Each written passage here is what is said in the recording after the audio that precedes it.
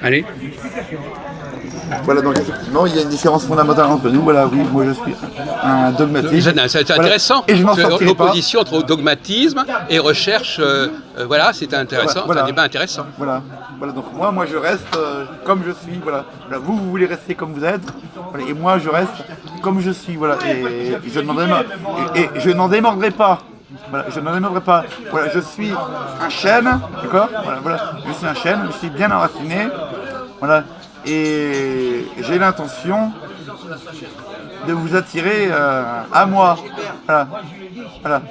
Mais là, voilà, peu importe la tempête. Voilà, hein, peu importe. La fontaine, oui. Peu importe la tempête. Hein, voilà, peu importe. Voilà, tout le. Je montais pour le trouver. Il était assis là. Et toi, mon pote. Qu'est-ce que vous pensez de la critique biblique, par exemple? Vous savez que dans le monde chrétien, il y a la critique biblique. Ils reprennent alors, vous savez que les protestants, ils travaillent aussi. Vous êtes contre les protestants, par exemple? Oui, bien sûr. Mais alors, eux, les protestants ne sont pas des chrétiens. Les protestants, les protestants, oui, d'accord. Les protestants sont des gens qui protestent. Oui. Ils protestent contre quoi? Ils protestent contre le catholicisme. Voilà. Voilà, hein, parce que bon. Alors, ce dogmatisme. Il n'y a pas 50 000 églises. Attendez, il n'y a qu'une seule église, c'est l'église catholique. Le dogmatisme dont vous parlez, c'est le dogmatisme de quelle obédience chrétienne? Non, mais il n'y a pas de. Alors, si, il y a quand même plusieurs. Non. Vous êtes contre Vatican II, vous êtes quoi exactement? Parce qu'apparemment, il y a Saint-Nicolas du Chardonnay, etc. Enfin, il y a différentes positions. Il faudrait quand même parler de la diversité des sensibilités chrétiennes. Bon, alors je vais vous expliquer. Bon, alors déjà. Alors, ça déjà c'est une erreur déjà.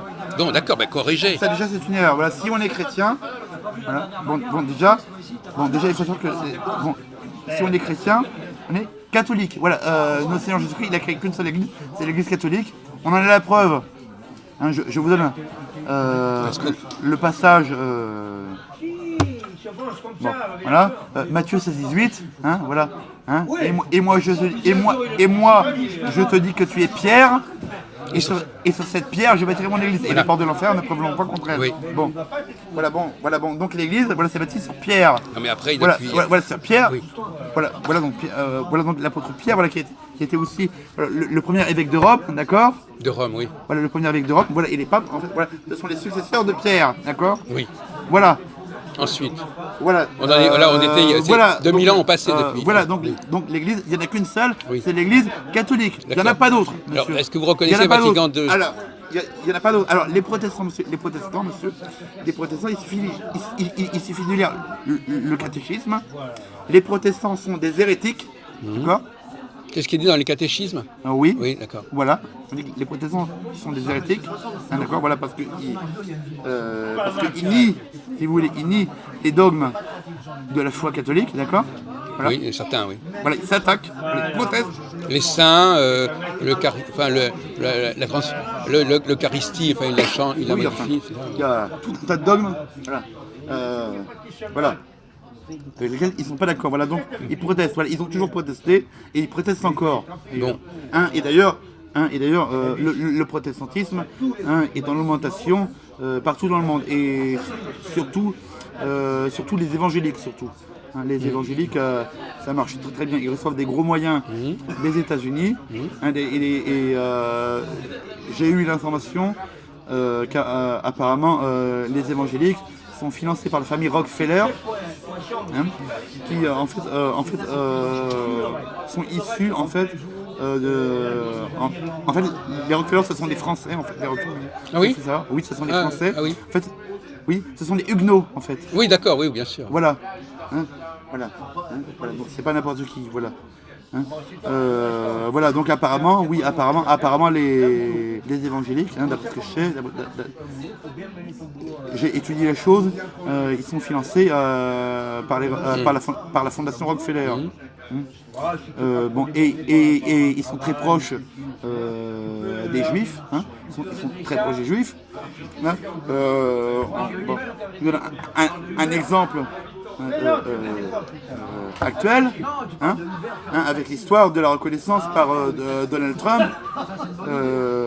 de l'ambassade d'Israël à Jérusalem. Voilà, parce que derrière Donald Trump, il y a les évangéliques. Voilà, l'électorat de Donald Trump, ce sont les évangéliques. Voilà, et les évangéliques, c'est pas moi qui le dis, les évangéliques, j'avais eu aussi il y a quelques temps, c'était Benjamin Netanyahu, le Premier ministre israélien, qui avait été invité à une réunion aux États-Unis évangéliques.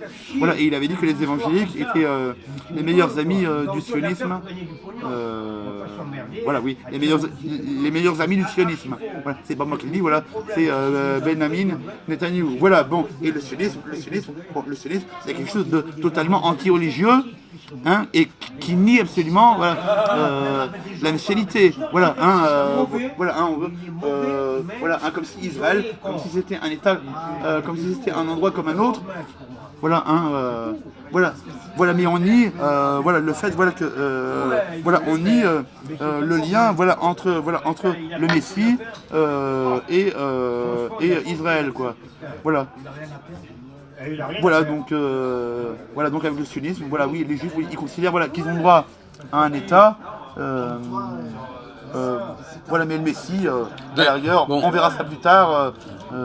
Voilà, bon, donc le sionisme, voilà, c'est quelque chose de totalement anti-religieux. Voilà, et pourtant, voilà, et donc il est quand même malvenu, quand même, voilà, que les évangéliques qui se prétendent chrétiens, mais qui ne le sont pas,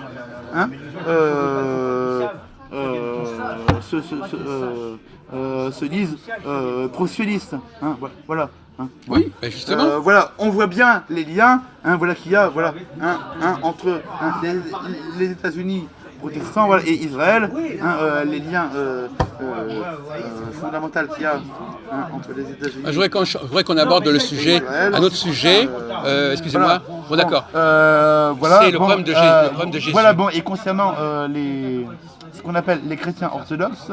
Oui.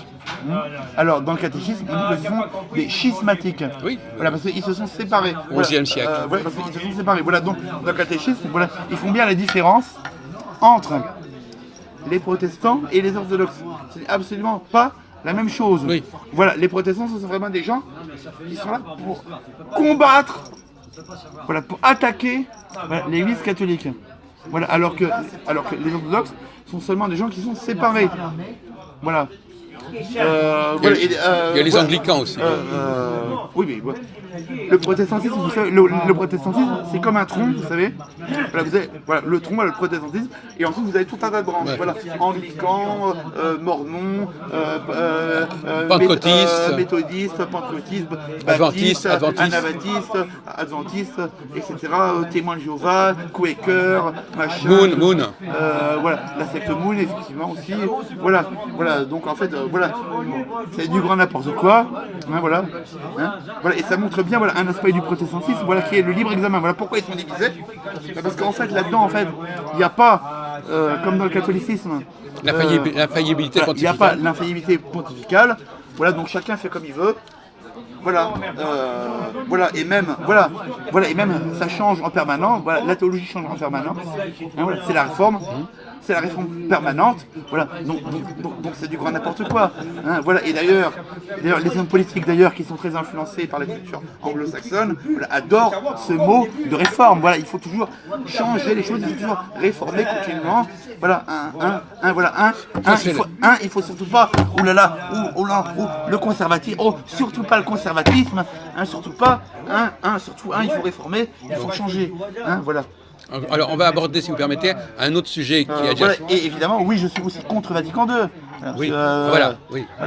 Vatican II, c'est aussi... Donc là, les papes ne sont plus à la hauteur, les papes d'Europe, c'est ça? Qu'est-ce qu'il y a? Il y a ce qui ne va pas en fait, bon... Alors, là aussi, c'est pas moi qui le dis, ça a été dit... ça a été dit par la Sainte Vierge à Notre-Dame de la Salette. Voilà, à un moment, elle a parlé, voilà, de l'éclipse de l'Église. Ouais. Voilà, de l'éclipse de l'Église.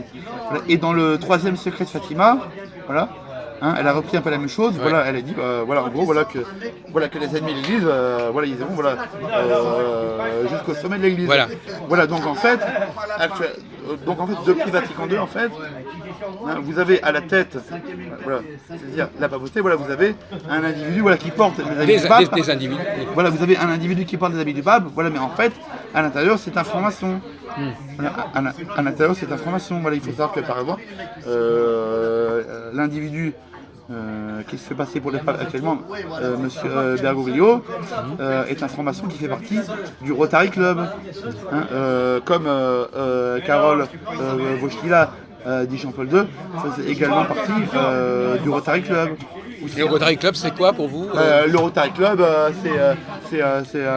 c'est un club paramaçonnique, hein, un peu comme le Bilderberg, un peu comme le Bilderberg, un peu comme la commission trilatérale, je ne sais pas si vous connaissez tout ça, un peu comme